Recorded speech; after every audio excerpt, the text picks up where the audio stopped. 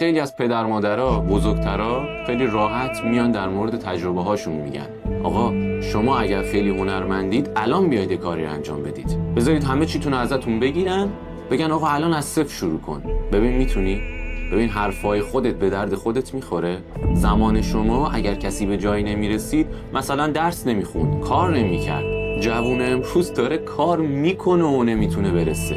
به جای نصیحت‌ها و غرغرایی که روشون میزنید، درکشون کنید، کمکشون کنید، دستشون رو بگیرید. حالا اون کمک میتونه مالی باشه، اون کمک میتونه فکری باشه، میتونه انگیزشی باشه. اگرم نمیتونید بشینید یه گوشه نگاه کنید چی کار میکنن.